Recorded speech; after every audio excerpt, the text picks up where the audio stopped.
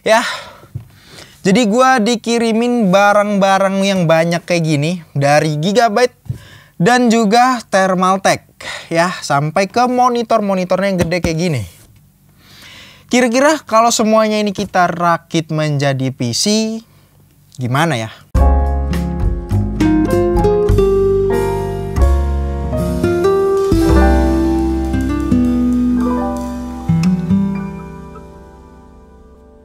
Halo guys, balik lagi sama gue Raka di sini di channel 21 Creative Media, channel yang ngebahas teknologi secara kreatif. Dan di depan gue sekarang ini udah banyak banget komponen-komponen dari Gigabyte dan juga Thermaltake. Ini kita turunin dulu ya biar gampang ya. Jadi awalnya Thermaltake itu ngirimin gue beberapa komponen ya untuk PC seperti PSU, casing, dan juga water cooling. Dan mereka itu nantangin kita untuk ngerakit PC menggunakan komponen-komponen yang mereka kirim. Nah, tapi setelah beberapa hari kemudian, Gigabyte juga ngirimin kita komponen-komponen seperti motherboard, prosesor, dan juga GPU, dan nantangin kita hal yang sama. Coba rakit PC pakai komponen-komponen mereka. Dan kalau gitu kebetulan karena dua-duanya nantangin kita untuk rakit PC yang sama dari komponen-komponen mereka, kalau gitu langsung aja kita akan ngerakit PC-nya tanpa basa-basi. Dan sambil kita merakit PC-nya, kita akan kenalan satu persatu dengan komponen-komponen apa aja yang akan kita gunakan untuk ngerakit PC kali ini. Dan kalau kita lihat-lihat dari komponen-komponennya, PC kita kali ini akan memiliki tema warna yang hitam-hitam gitu ya. Jadi kayak stealth gitu, stealth black, tapi memiliki performa yang cukup gokil. Kira-kira gimana?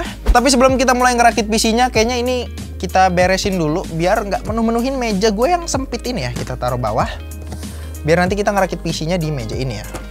Kita turunin dulu. Dan ini juga water cooling. Ini juga GPU dan memorinya. Oke. Nah, jadi langsung aja untuk ke komponen yang pertama, yaitu kita akan menggunakan prosesor. Dan prosesor yang kita dapat di sini dari Gigabyte adalah prosesor Intel Core i9 generasi 11, Core i9 11900K. Yang ini adalah prosesor yang paling baru, paling kenceng, dan paling panas juga sih sebenarnya dari Intel dengan generasi terbaru, yaitu Rocket Lake yang memiliki 8 core dan 16 thread dengan clock speed yang bisa mencapai 5,3 GHz. Sudah mendukung PCIe Gen 4 menggunakan arsitektur Intel Xe grafik untuk integrated grafiknya, dan pastinya memiliki performa yang terbaik di kelasnya untuk prosesor mainstream dari Intel. Apalagi masalah performa single core-nya ya, masih belum ada lawan untuk prosesor kali ini. Dan prosesor ini memiliki TDP yang cukup tinggi di angka 125 Watt. Tapi di sini TDP yang tinggi bukan menjadi masalah ya kalau kita menggunakan cooling, PSU, dan juga sebuah motherboard yang memiliki spek dan kualitas yang tinggi. Dan bicara soal motherboard, kita tadi udah ngeliat motherboard yang dikirimin dari Gigabyte. Itu adalah motherboard dari Gigabyte Aorus Z590 Pro AX. Sebuah motherboard yang memiliki chipset Z590 dari Intel yang merupakan kasta tertinggi pada platform Rocket Lake kali ini.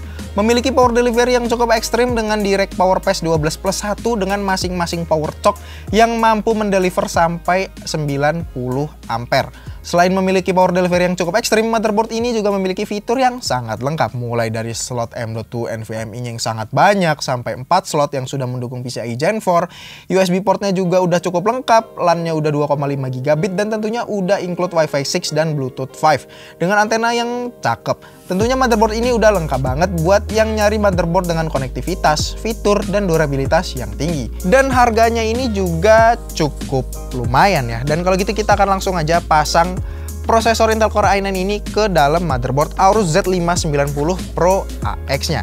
Karena kita akan pasang-pasang dulu sebelum motherboardnya ini kita masukin ke dalam casingnya. Keluarin. Selanjutnya untuk penggunaan memori, di sini gue akan menggunakan memori yang kemarin udah kita review juga, yaitu memori dari V-Color Prism Pro RGB 2x8GB dengan speed 4133 MHz CL19 yang nantinya kita akan mengoverclock memori kali ini ke angka 5000 MHz karena di sini kita udah menggunakan platform Intel Z590, terus prosesornya Core i9 generasi ke-11 yang dikenal memiliki memori controller yang cukup juara ya untuk memori controllernya. Makanya nanti kita akan langsung aja mencoba untuk mengoverclock memori ini ke angka 5000 MHz. Dan buat kalian yang mau ngeliat review full memori ini bisa klik link di sini. Dan kalau gitu kita akan pasang memorinya ke motherboard kali ini. Kita pasang.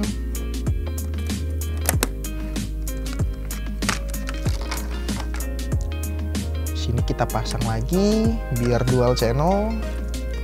Oke.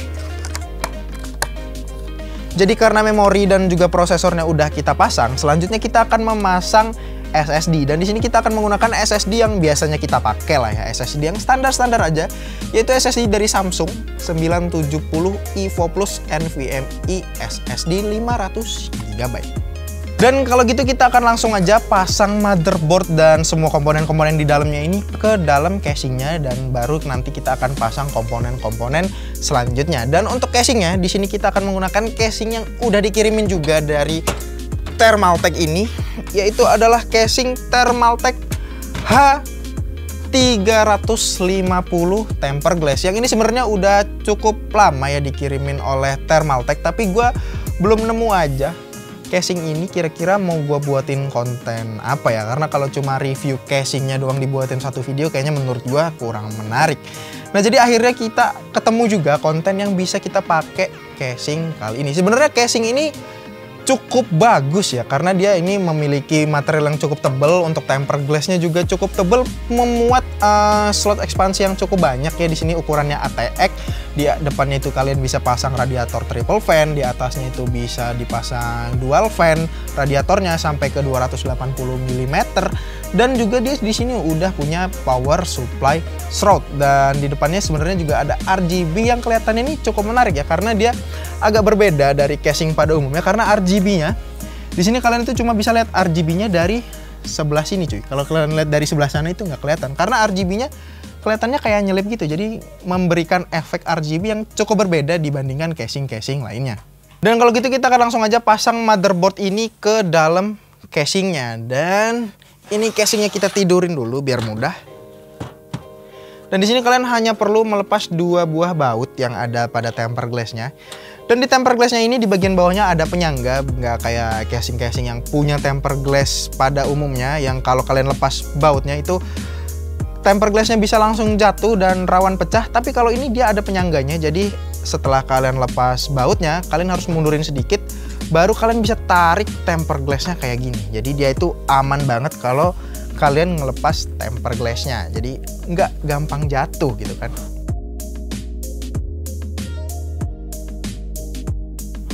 Oke, jadi untuk motherboardnya sudah berhasil kita pasang di dalam casing ini. Dan selanjutnya kita akan memasang power supply dan nyolokin kabel-kabel dari power supply ke motherboard yang ada di dalam casing ini. Dan untuk power supply-nya, di sini gue akan menggunakan power supply dari Thermaltake juga, yaitu adalah Thermaltake SFX 650W. Tapi karena ini merupakan power supply seri SFX, yang itu merupakan seri bisa dibilang power supply untuk PC Mini ITX ya. Jadi ukurannya ini untuk power supply-nya dia berbeda dengan power supply pada umumnya. Di sini dia jauh lebih kecil walaupun dia memiliki spesifikasi 650W dengan sertifikasi 80 plus gold dan desain yang full modular. Jadi kita nggak bisa mounting power supply ini ke dalam casing ATX kayak gini. Tapi untungnya Thermaltake di sini ngasih kita bracket sendiri agar kita bisa mounting power supply dengan ukuran mini ini ke dalam casing yang untuk ukuran power supply-nya ini dia memiliki ukuran yang standar seperti power supply pada umumnya. Jadi kita bisa pasangin power supply ini pakai mounting, baru kita pasang ke dalam casingnya. Dan satu masalah lagi, karena di sini power supply-nya mini ya, power supply dengan form factor SFX kayak gini, yang ukurannya aja cuma segenggam tangan kayak gini cuy. Kita juga di sini dapetin sebuah kabel, tapi kabelnya ini panjangnya cuma segini cuy, pendek banget, jauh lebih pendek dibandingkan dengan kabel-kabel power supply pada umumnya. Bahkan ini untuk power GPU-nya juga cuma segini ya. Ini pendek banget. Dan ini kalau kita colok dari bawah sini, sementara GPU-nya ada di sini, ini biasanya dia nggak akan sampai. Apalagi untuk EPS pin konektornya ya, untuk prosesornya di atas itu pasti dia nggak bakalan sampai. Kalau kita ambil ya, ini ukuran konektornya cuma, sorry yang ini, nih cuma segini. Ini kalau kita route kabelnya dari sini, kemudian mau ke pojok sini, itu pasti bakal susah banget atau mungkin malah nggak bisa. Dan karena di sini kita menggunakan power supply yang kecil kayak gini, kita harus menggunakan kabel tambahan atau bisa dibilang extender. Dan kalau kalian ingat, kita kemarin pernah pakai extender dari Thermaltake juga yang warnanya putih ya, yaitu TT Thermaltake Cable Sleeve Extension itu. Dan di sini kita akan menggunakan kabel itu untuk ngerakit PC dengan motherboard yang ukuran ATX dan casing ATX ini, menggunakan power supply yang mini kayak gini. Akhirnya ini berguna juga nih, selain untuk menambah estetik, bisa membantu untuk kalau power supply ini kalian itu kabelnya nggak sampai, kalian bisa menggunakan kabel sleeve extension kayak gini. Dan kalau gitu kita akan langsung pasang aja power supply-nya, pasang kabel modularnya, dan juga pasang kabel sleeve extensionnya, baru kita colokin ke komponen-komponen yang ada di dalam PC kita kali ini. Nah, jadi bracket mountingnya kita udah pasang ya, dan bentuknya akan jadi seperti ini. Untuk ukuran PSU-nya tetap sama ya, tetap kecil. Cuma bagian depannya ini akan ada besi agar kita bisa mounting ke dalam si casing ATX-nya kali ini. Dan kalau gitu kita akan pasang aja kabel-kabel modularnya dulu, dan baru kita masukin ke dalam casingnya untuk connect ke motherboardnya.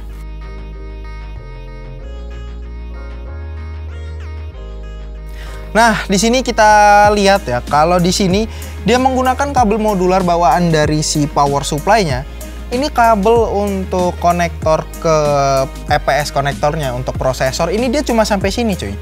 Dia nggak bisa kita masukin lewat sini baru ke nyolok ke motherboardnya, karena ini untuk power supply-nya ini adalah ukuran SFX ya, bisa dibilang power supply mini. Jadi untuk kabelnya juga cuma sampai sini.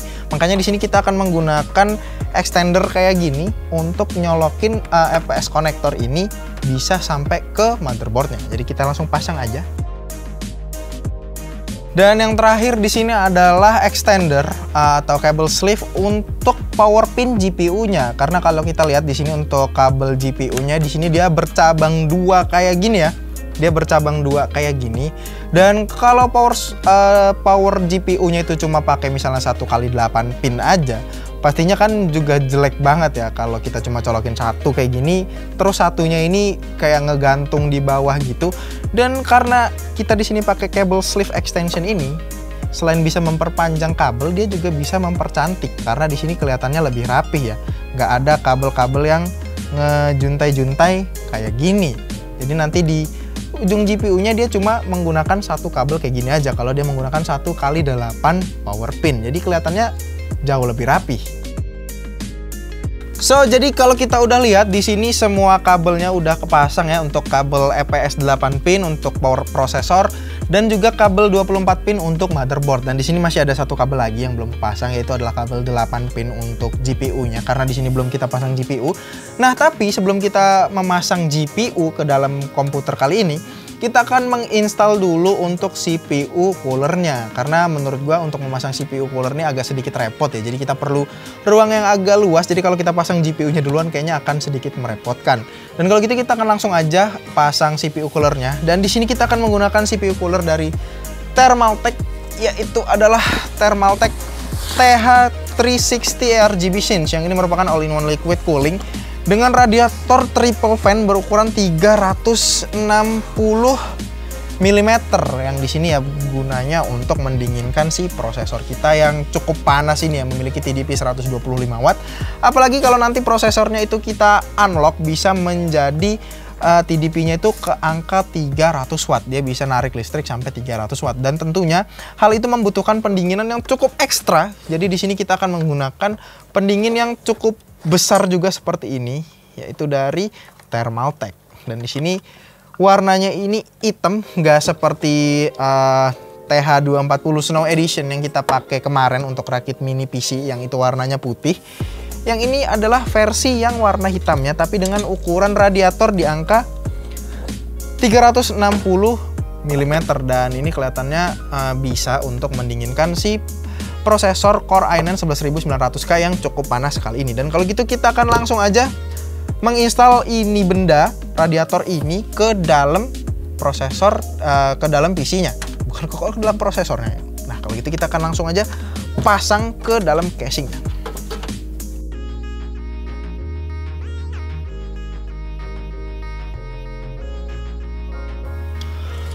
Oke, jadi di sini untuk all-in-one liquid coolingnya baru setengah terpasang ya, baru pumpnya aja dan CPU blocknya di sini ya.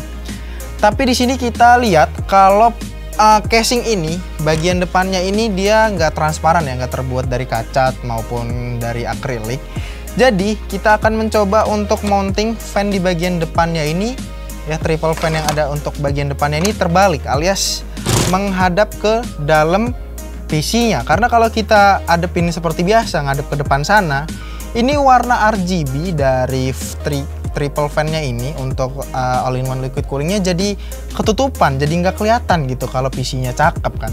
Nah jadi kita untuk ngakalinnya, untuk fan-nya ini kita akan coba mounting di belakang biar nggak sia-sia gitu. Kita menggunakan triple fan yang bisa memiliki fitur RGB yang bisa sinkron ke motherboard kalian. Jadi kita akan coba dulu untuk mounting ke dalam ya.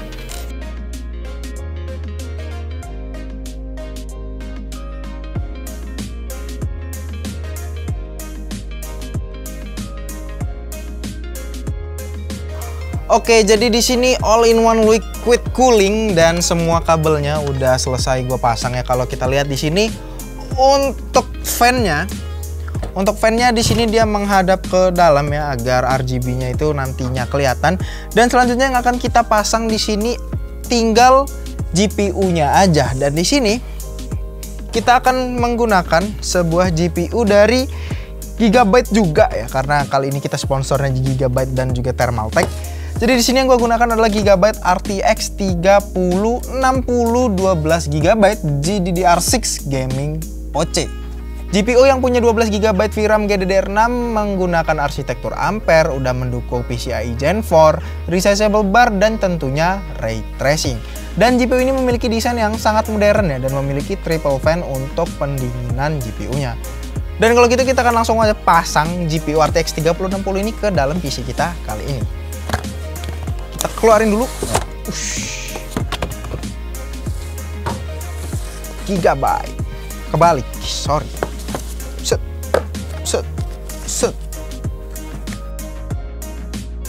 Dan ini untuk GPU-nya dia memiliki triple fan ya. Walaupun di sini untuk ketebalannya dia cuma menggunakan dual slot aja, nggak 2,5 atau mungkin 3, karena ini cuma 3060 yang bisa dibilang entry level untuk kelas RTX 30 series. Dan kalau gitu kita akan langsung aja pasang ke dalam PC-nya. Oke, dan PC kita kali ini udah selesai kita rakit, dan selanjutnya kita akan pasangin PC ini dengan monitor yang sama-sama dari Gigabyte Aorus juga. Dan ini adalah monitor dari Gigabyte Aorus FE27QX, sebuah monitor dengan ukuran 27 inci, resolusi 2K 1440p dengan refresh rate 240 Hz, HDR, terus juga G-Sync compatible dan juga FreeSync Premium. Dan yang paling penting itu color akurasinya itu berada di angka 150% sRGB. Overkill parah.